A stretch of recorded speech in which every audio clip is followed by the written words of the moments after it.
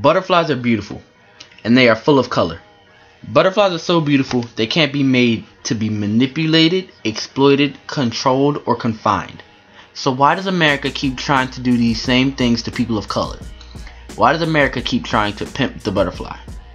Surely we must know by now that the civil rights movement was a metamorphosis from which we emerged into a colorblind post-racial springtime, shedding the cocoon of Jim Crow, right? Well, Kendrick Lamar doesn't think so, but he will be talked about later. Ralph Ellison's 1952 novel, Invisible Man, is a fascinating story of a young black man's struggle to survive and succeed in a racially divided America that refuses to see him as a human being. A complex work that travels 2 decades of the nameless narrator's journey from ignorance to ultimate enlightenment, the novel changed the landscape of American literature. It's a work of art that can be accepted as a brilliantly written narrative. Now, after telling his story about growing up in Compton, California on 2012's Good Kid, Mad City album, Kendrick Lamar's follow-up album, To Pimp a Butterfly, is a love letter to an era that embraced ethnicity rather than shying away from it. Kendrick harnesses elements of that period with a pleasantly jarring blend of funk, spoken word poetry, political awareness, and black nationalism, and then he modernizes it into something consumable for the masses. To Pimp a Butterfly, like Invisible Man, has a message that is not overshadowed by the messenger delivering it. While it is about black empowerment, it also holds African Americans accountable for their actions. He lectures the community without betraying it, as evidenced on the song, The Blacker the Berry. The narrator of Invisible Man spends nearly 2 decades trying to convince white America that he is to be accepted, and to a lesser degree, Kendrick Lamar feels a similar guilt for working so hard for the acceptance of others while turmoil consumes the country. But eventually they both come to grips with their journey and realize that documenting it is an efficient form of therapy and perhaps the most effective way to share their story. Now, every song on To Pimp a Butterfly can be connected to race in the novel Invisible Man, but only a few will be talked about for the sake of time. The opening track, Wesley's Theory, talks about the struggle of the African American man to survive in a capitalist society, when honestly little is taught to the African American individual on managing money and taxes. But yet African Americans strive for money, but end up in a never-ending cycle of chasing wealth and poverty. Almost how in Invisible Man you had the slums of the African Americans and Mary Rambo's coin bank as a symbol of the yearning of African Americans for material wealth. Then, Kendrick Lamar talks about an issue of institutionalized racism in the song Institutionalized.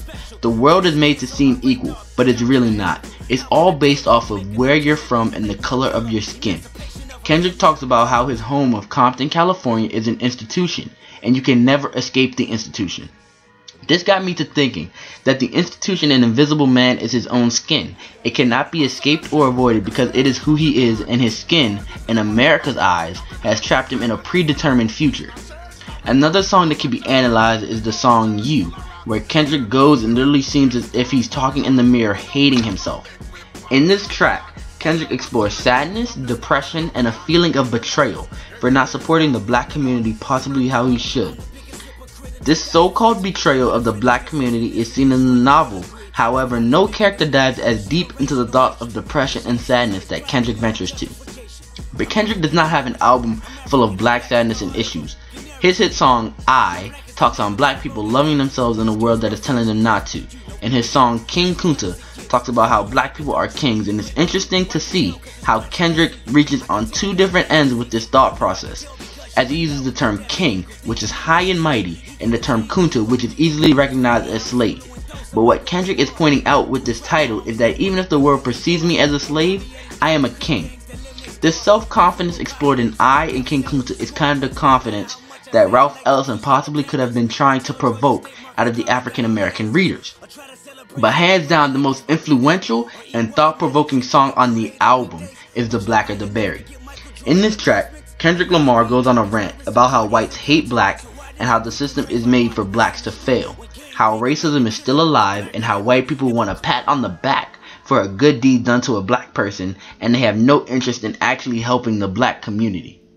Kendrick Lamar even talked about how whites are killing blacks as evidenced with Ferguson, Missouri, Trayvon Martin, and Freddie Gray.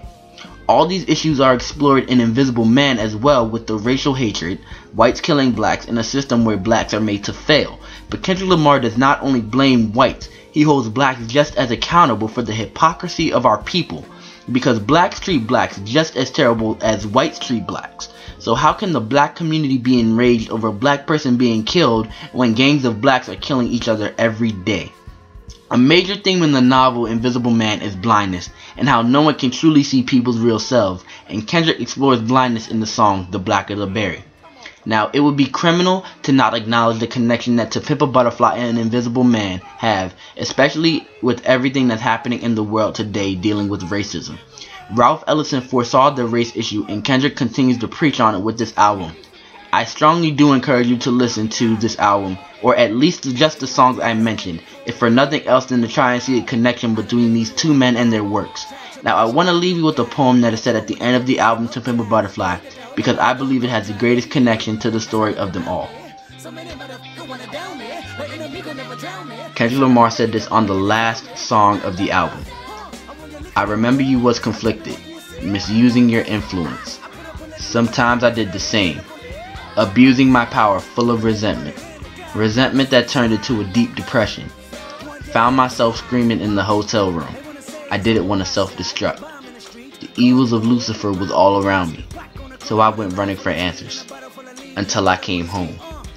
But that didn't stop survivor's guilt, going back and forth trying to convince myself the stripes I earned, or maybe how A1 my foundation was. But while my loved ones was fighting a continuous war back in the city, I was entering a new one. A war that was based on apartheid and discrimination. Made me want to go back to the city and tell the homies what I learned. The word was respect. Just because you wore a different gang color than mine doesn't mean I can't respect you as a black man. Forgetting all the pain and hurt we cause each other in these streets. If I respect you, we unify and stop the enemy from killing us. But I don't know. I'm no mortal man. You know the man supposed to look company. What do you want from me and my skies? Everybody lack confident. Everybody lack confident. How many times my potential was anonymous? How many times the city making me promises? So I promise this. I love myself. I want you looking at me.